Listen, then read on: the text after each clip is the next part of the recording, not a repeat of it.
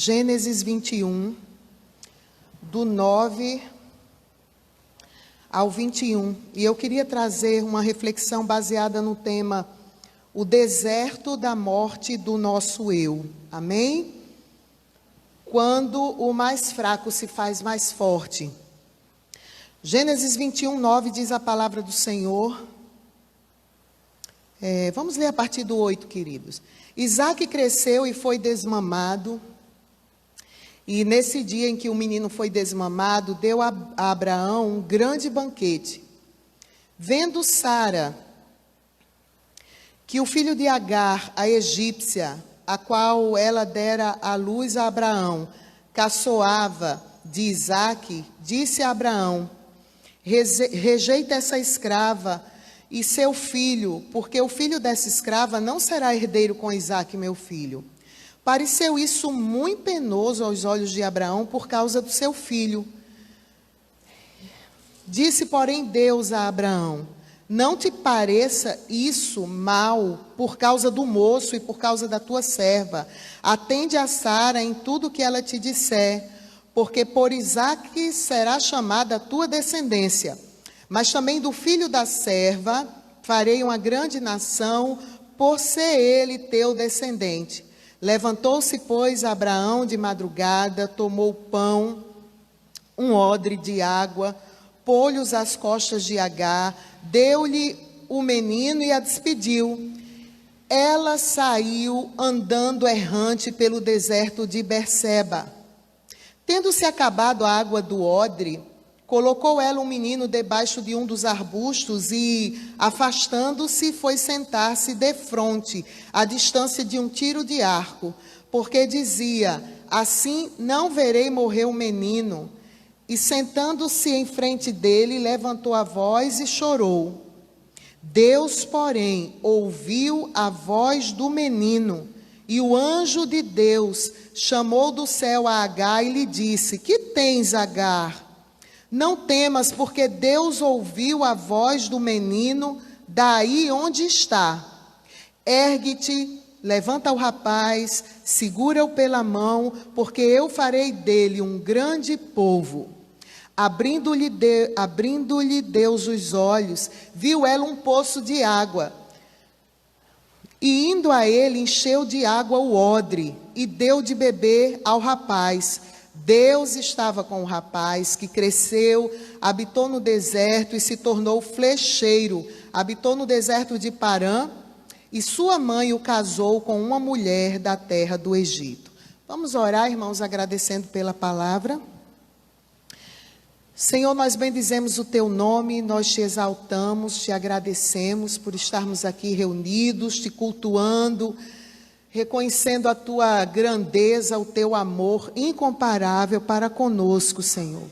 E agora estamos diante da tua palavra, onde nada mais alcança valor igual, senão a tua voz quando fala conosco, através do teu Espírito Santo, que é o grande ensinador das nossas almas, e que habita no coração dos crentes, e que nos leva a toda a verdade que foi ensinada pelo Senhor.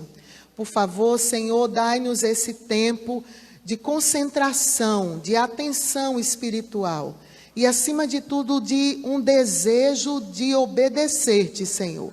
Pois a tua palavra diz que nós não devemos ser ouvintes negligentes, mas operosos praticantes dos teus ensinamentos. É assim que nós te oramos gratos, em nome de Jesus. Amém. Meus queridos, como nós estávamos falando, há pouco tempo, o pastor Sandro esteve trazendo uma palavra, não faz muitos dias, baseado na vida dessa mulher, de Agar. E isso está lá no capítulo de número 16. Depois a gente pode voltar um pouquinho aqui, você vai poder acompanhar, ver, confirmar algumas dessas coisas. A Bíblia conta para a gente que Deus convocou Abraão, chamou a Abraão, para a partir dele cumprir os seus propósitos em formar uma grande nação, e que dessa nação viria o seu filho, o Messias. Junto com Abraão, Deus também chamou a Sara. Mas todos nós conhecemos a história, eu não vou me alongar. Sara tinha um problema, ela não podia ter filhos. Abraão gerava, mas Sara era estéril. E conforme foi ensinado aqui, exposto aqui, a Sara se impacientou e entregou para Abraão Agar, que era sua escrava egípcia, porque, conforme os costumes da época, isso era possível. E ela quis dar o jeitinho brasileiro, digamos assim, não é? Um jeitinho brasileiro, para que a promessa de Deus se cumprisse, Abraão fosse pai. Mal sabia ela que Deus não precisa de jeitinhos humanos para cumprir a sua vontade e o seu querer. Sobre isso, nós ouvimos a palavra dessa manhã com a missionária Laura. Meus queridos, e aí eu queria que a gente pensasse um pouco na questão de Agar, só relembrasse. Muito possivelmente Agar deve ter sido vendida, adquirida por Abraão, quando eles estavam de passagem ali pelo Egito.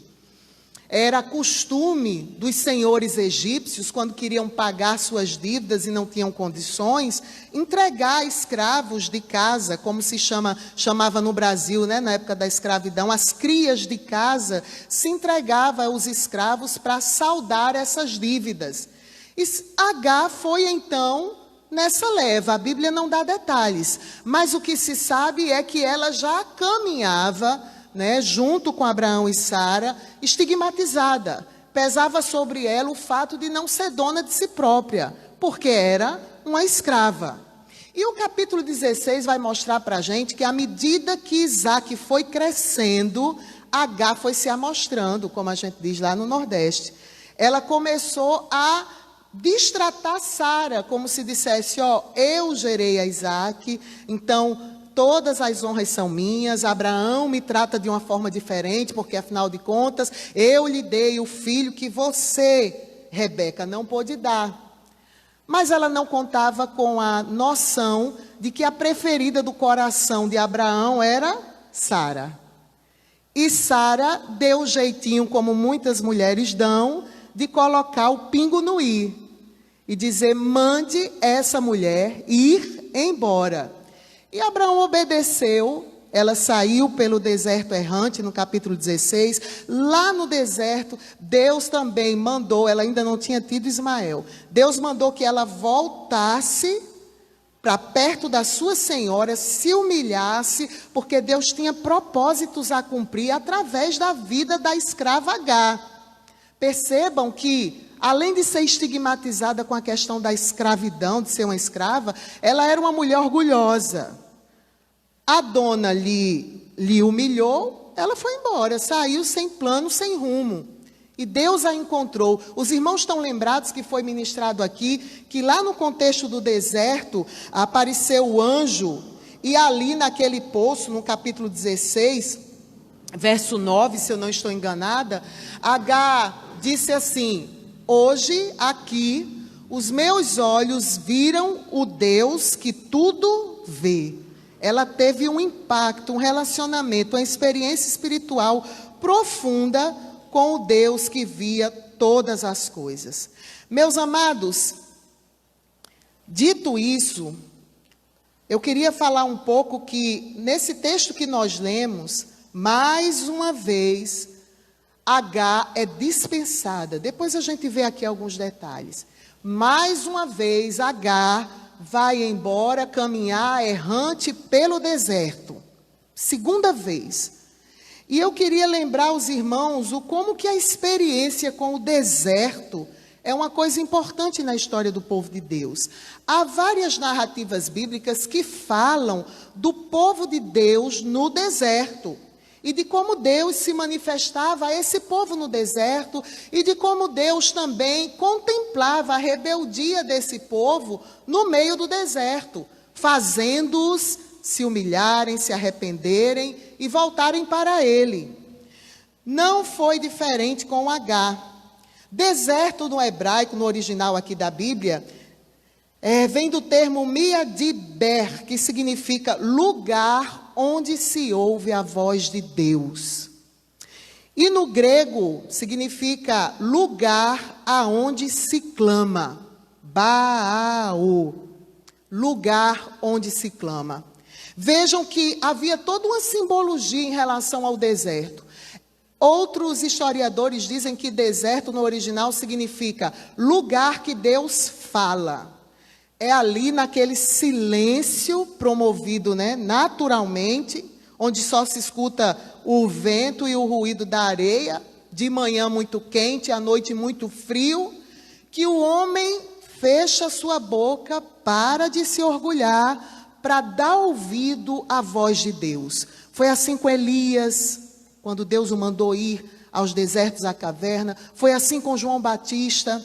Foi assim com vários outros personagens bíblicos. Agora, Agar estava vivenciando uma outra realidade, uma nova experiência com Deus, agora acompanhada do seu filho Ismael, já nascido no deserto. E o que eu queria meditar com os irmãos é que essa escrava, para quem Deus tinha propósitos definidos, ela precisou atravessar o deserto da morte do seu próprio eu, para usar uma linguagem figurada, e mostrar que eu e você somos Agais, pessoas que precisam caminhar nos desertos da vida, porque o Senhor, Ele providencia desertos para nós, que nós podemos dizer que são os momentos de crise, de dificuldade, de conflitos interiores, de lutas travadas na mente e no espírito. Para quê, meus irmãos? Para se revelar a nós, para nos mostrar no silêncio dos desertos, nas dores das crises, que Ele tem um propósito, amém? Porém que Ele nos ama e nunca nos deixará sozinhos sem a sua provisão em todas as áreas. Uma primeira coisa que eu observo nesse texto, meus amados, a partir da vida de Agar e aplicando para nós, está no verso de número 14 do capítulo 21, você pode acompanhar. No deserto, Agar se perde para se encontrar. Vejam o finalzinho do verso 14. Ela saiu andando errante pelo deserto de Berseba. A narrativa conta que Isaac ficou maiorzinho, desmamado. Isso era por volta dos 5 anos de idade, o bezerrinho desmamou. E na cultura judaica, era costume os pais oferecerem uma grande festa, dentro das suas possibilidades, para comemorar o desmame do menino. Era uma celebração. E o que ocorre, conforme nós vimos aí na leitura bíblica, no verso 9, é que Sara, com aquele olhar feminino observador, de longe ela viu que Ismael, que já era um rapazinho de cerca de 16, 17 anos, estava caçoando, rindo, ridicularizando o Isaque, que era o filho da promessa de Abraão. A palavra diz que ela não gostou e ela foi muito clara. Pega essa escrava, rejeita, o filho dela não vai ser herdeiro com o meu menino, pode dar o teu jeito.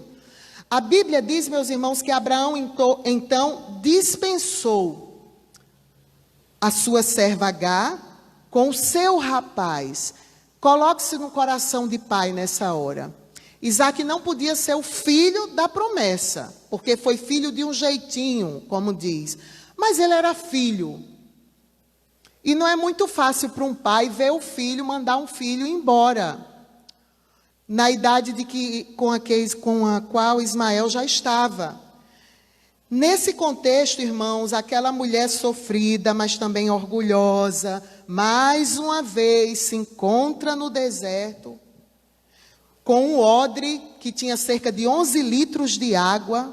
Ela saiu dali, Abraão disse, leva aí esse odre, 11 litros de água aproximadamente, e alguns pães. O que a gente observa, irmãos, é que ela saiu vagueando. E isso acontece na nossa vida espiritual.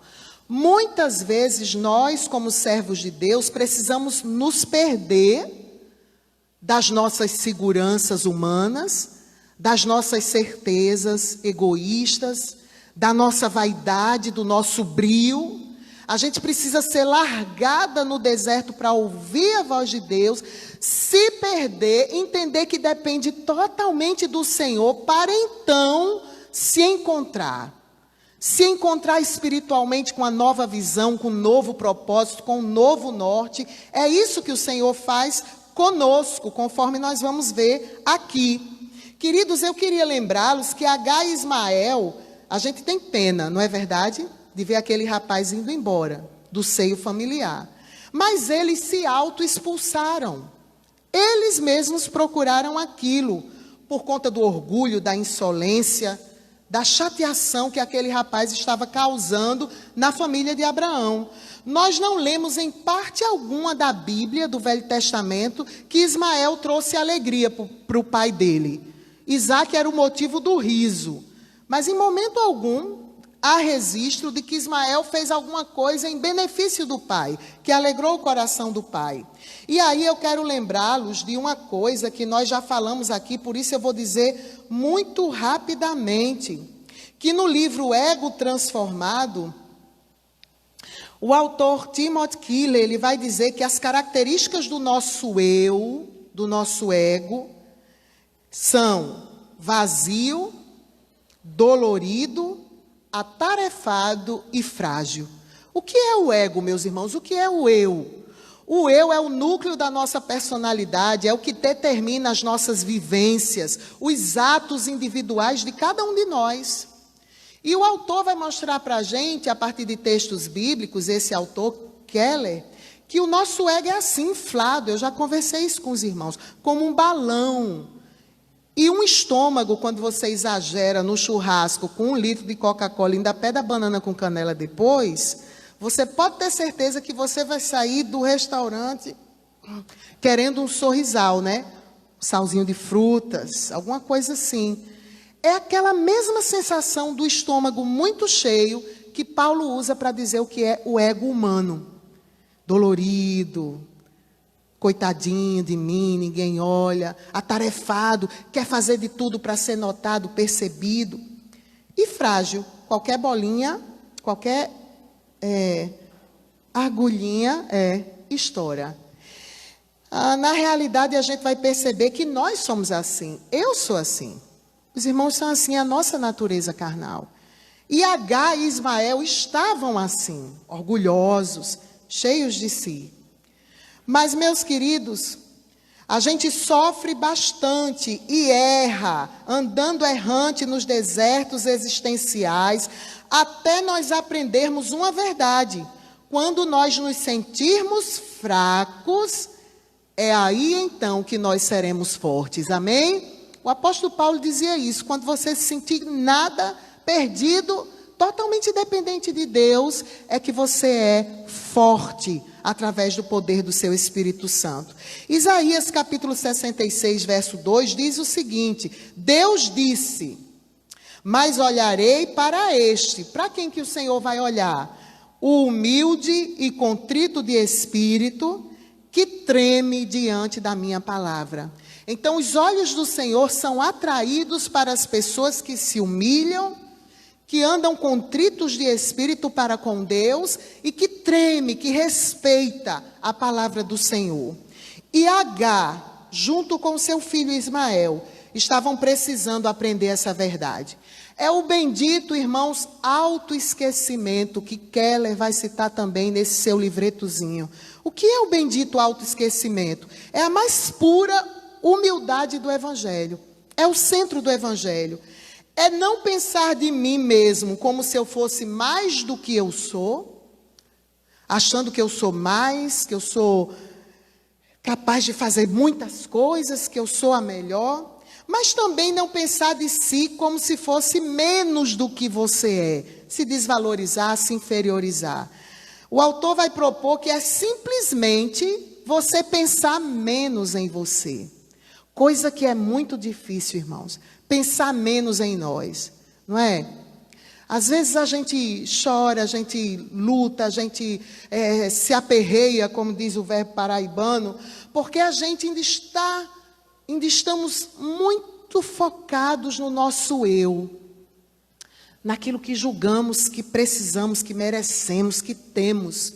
E o Evangelho, ele vem para derrubar esse pé de barro e mostrar que nós não somos nada. Amém? Mas tem uma outra característica que nós vemos aqui nesse texto, em relação a Agar. e sua experiência no deserto e que serve para a minha vida e para a sua vida.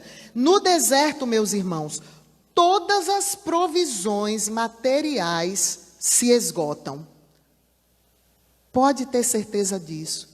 Nas outras experiências do povo do Senhor, dos profetas e do próprio Israel no deserto, as provisões materiais se esgotaram. Deus permitiu isso. Está no verso de número 14 e 15. Você pode acompanhar se quiser na sua Bíblia. Veja que o verso de número 14, Abraão se levantou de madrugada, porque Deus convenceu a ele. Escuta o que Sara está te dizendo. Eu estou nesse negócio. Então ele obedeceu. Levantou-se de madrugada, tomou pão, um odre de água, dispensou. E o verso de número 15 diz aí para nós, irmãos: tendo-se acabado a água do odre, colocou ela, o menino, debaixo de um arbusto. Tudo acabou, não tinha mais água. Já imaginou faltar água no deserto? Não tinha mais o pão. E Agar se viu ali sem recurso nenhum, materialmente falando. Mais uma vez, a autossuficiente Agar precisou se ver sem nada para ter uma grande experiência espiritual com Deus. No deserto, irmãos, as provisões acabaram ali. E Ismael, que talvez fosse muito bem alimentado, talvez não, era bem alimentado na casa do seu pai, tinha tudo o que precisava para crescer forte e saudável, agora não tinha mais nada. E talvez passasse pela mente deles o desejo de voltar para a casa do seu pai, de Abraão. Quando a gente vai para o deserto, Deus tira de nós tudo. Sabe para quê, meus irmãos? Para a gente aprender a depender dEle. Somente dEle. Você quer ver milagre na sua vida? Seja grato. Aprenda que quando Deus está tirando tudo, quando Ele está fechando as portas, quando Ele está travando muitas vezes algumas situações, o grande louvor que você pode dar a Ele é a sua gratidão. Porque na Bíblia os grandes milagres foram precedidos por gratidão. E o que nós vemos aqui em Agar é que nessa situação, e hoje para nós, Deus quer nos fazer lembrar de sermos mais gratos por aquilo que temos. Eles tinham a casa do pai Abraão, tinham alimento, tinham água, mas não foram gratos. Às vezes, tudo é tirado de nós para a gente aprender a deixar a gratidão florescer. Meus irmãos, Colossenses capítulo 3, verso 15, Paulo nos exorta: e a paz de Cristo, para a qual também fostes chamados em um corpo, domine em vossos corações. E o finalzinho desse verso traz a ordem: e sede agradecidos. Nós temos sido agradecidos, mesmo nas fases de deserto, mesmo quando parece que não temos nada. Uma outra lição que nós vemos aqui, meus queridos, é que no deserto, as crises existenciais e as angústias se tornam reais. A nossa irmã Silvana, domingo pela manhã, falava aqui sobre esse termo tão caro e que se encontra muitas vezes na Bíblia: angústia. É a tristeza no grau mais profundo. É quando todas as certezas do coração de um ser humano se esvaem e ele fica totalmente abalado, arrasado, fragilizado. Isso aconteceu com Agar no deserto. Deus faz isso com a gente no deserto. E muitas vezes choramos, muitas madrugadas, porque estamos na crise, na dificuldade. Como alguém sob o poder do espírito de escravidão, que era Agar, ela perde a esperança de alívio e, sem esperar mais nada, meus irmãos, ela só olha para o filho e diz: perdi o meu rapaz, ele vai morrer. O versículo de número 15 e 16 dá respaldo para o que nós falamos aqui. A Bíblia fala, a parte B do versículo 15, que ela se afastou, deixou o menino à distância lá de um tiro de arco, não sei, eu não consegui achar essa distância, mas os irmãos podem imaginar aí um tiro de arco, e ficou defronte, né? Como que talvez muito de nós fazemos como dizemos assim: eu não quero nem ver isso, né? Não quero nem ver que os olhos não veem, coração não sente. Foi isso que aconteceu com Agar em relação ao seu filho. No verso 15 ela diz assim: eu não vou ver o menino morrer. E ficou de longe. Mas a Bíblia diz, meus queridos, no mesmo verso, que a angústia dela foi tão grande, finalzinho do verso 15, que ela levantou a voz e chorou. Era a única coisa que restava para Agar. Meus queridos, tem um detalhe que eu queria ver aqui no texto com os irmãos. Agar se esqueceu das promessas de Deus. Em Gênesis capítulo 16, verso 11 e 12, já foi pregado aqui. Deus tinha dito, o anjo, o próprio Deus, disse para Agar que Ismael iria crescer, iria ser como um jumento selvagem, um homem muito forte, e que muitos povos seriam subjugados a ele. Mas quando a gente está muito angustiado em meio às crises, nós facilmente nos esquecemos das promessas de Deus. Como nós somos capazes de esquecer as promessas anteriores feitas a nós, quando as situações atuais parecem contradizê-las? Porque nós humanos, falhos e fracos, somos mais inclinados a viver pelos sentidos do que pela fé. A gente quer viver pelo que vê, pelo que escuta, pelo que apalpa. E Deus nos convoca a vivermos pela fé. Amém, irmãos? Não precisa responder, mas se você tem promessa de Deus nessa noite, você que está aqui, você que está me ouvindo, tire o olho um pouco das angústias, da tristeza, e verta o seu olhar para Deus, para aquele que fez a promessa. Sabe por quê, meus irmãos? 2 Timóteo capítulo 2, verso 13, a palavra diz que Deus é fiel. Se somos infiéis, Ele permanece fiel, porque não pode negar-se a si mesmo. No seu orgulho, na sua tristeza, Agar se esqueceu da promessa. Mas vocês acham que Deus se esqueceu do que Ele disse? Não. Ele ia dar o jeito dele para que Ismael sobrevivesse, mesmo sem comida, mesmo desidratado, mesmo em meio a toda aquela crise. Nós estamos assistindo uma série que fala de uma equipe que estava em missão para Marte. E uma cena me tocou bastante. Que a capitã da equipe, a comandante, ela começa a chorar com saudade da família, do marido e da filha, que ficaram na Terra porque eles iam passar 2 anos com a comunicação cortada porque estavam mais próximos de Marte. E tinha uma chinesa na equipe que era muito firme, e todo mundo admira a força dela na equipe. E aí, essa comandante chegou para ela e falou assim: como é que você consegue? Você tem seu filho lá, sua família lá. Ela disse: é o seguinte, quando eu penso no meu filho, meu coração se despedaça. Mas nós somos os primeiros seres humanos que vamos chegar em Marte. Então, ela faz o gesto, né? Olhe para isso. Obviamente que isso é reflexo da ganância humana. Eu vou chegar lá, então o resto que importa, né? Mas isso nos dá uma lição espiritual. Jesus nos manda olhar para Ele, o autor e consumador da nossa fé. E aquela mulher se consolou com essa palavra e focou no que ela tinha de fazer, que era tomar conta da nave e dos a equipe. Muitas vezes a gente está olhando muito para as coisas que estão ao nosso redor, irmãos, e não estamos focando no nosso objetivo de vida, que como cristãos é glorificar a Deus, amém? Mas estamos caminhando aqui para o fim, mais uma lição. No deserto, Deus usa de misericórdia e escuta o clamor sincero do fraco, amém? Vimos que no deserto Deus permite que nos percamos para nos encontrarmos, entendermos que somos dependentes exclusivamente dEle.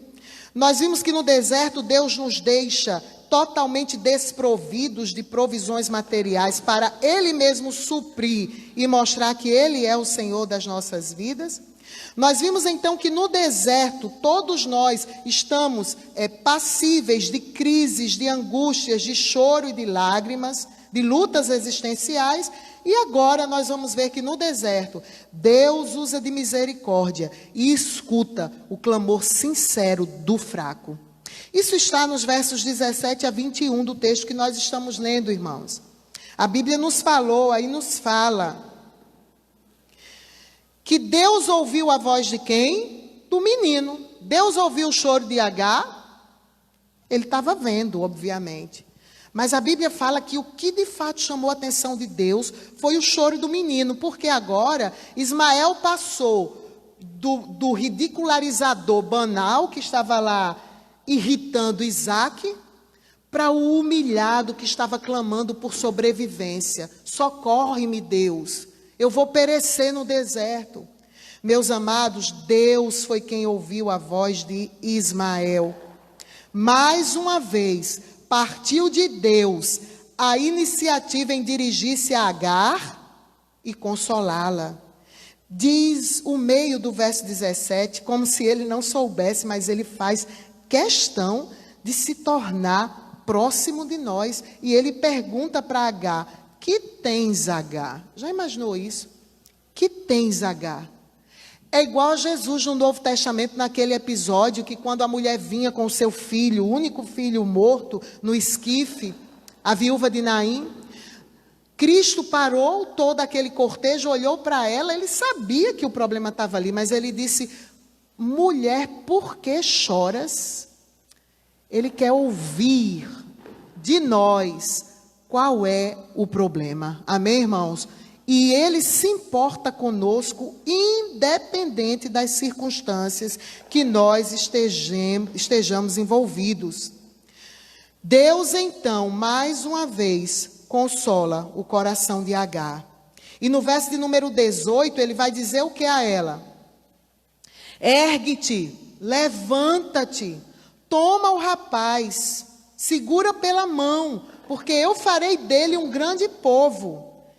A ajuda divina, meus irmãos, deve nos motivar, incentivar os nossos empenhos a ajudar-nos a nós mesmos. Deus não transportou os dois como fez com Filipe e colocou em outro lugar. Ele disse: Agar, tu estás arrasada, o menino está extremamente desidratado, mas te levanta, toma uma atitude, sai da crise, não se entregue, faça alguma coisa, eu estou mandando. Pegue na mão do menino e caminhe, porque eu vou fazer a provisão. Quantas vezes nós nos entregamos, não é, irmãos? Cruzamos os nossos braços. Deus abriu-lhe os olhos de Agar, diz o verso de número 18. Muitos que têm motivos suficientes para serem consolados, eles continuam chorando. Vítimas. Há um poço de graça do seu lado, meu irmão, mas às vezes eu e você não nos damos conta disso. A Bíblia fala que, no verso 19, que quando Deus deu a ordem para Agar, ela encontrou um poço, tinha água, e quando foi até ele, encheu o odre que estava vazio, deu de beber ao rapaz, o rapaz se hidratou, renovou as forças, os dois. E com essa atitude tomada, baseada na ordem de Deus, na graça de Deus, a palavra fala no finalzinho no verso de número 20 desse trecho, que Deus estava com quem? Com o rapaz. Ele cresceu, habitou no deserto, se tornou habilidoso flecheiro, ficou em Parã, e aí a própria Agar providenciou uma mulher da terra dela, do Egito, para que Ismael se casasse. E até hoje nós sabemos quão poderosa, apesar de muito briguenta também, é a nação árabe, que foram os descendentes de Ismael. E como eles guerreiam e guerreavam muito com Israel. Mas isso tudo mostra para a gente que quando Deus quer, Ele faz. Não depende de nós. E que Ele nos leva ao deserto da vida para nós aprendermos a deixarmos de sermos orgulhosos, e a depender totalmente da graça dele. Amém, meus irmãos? O que podemos aprender com essa palavra?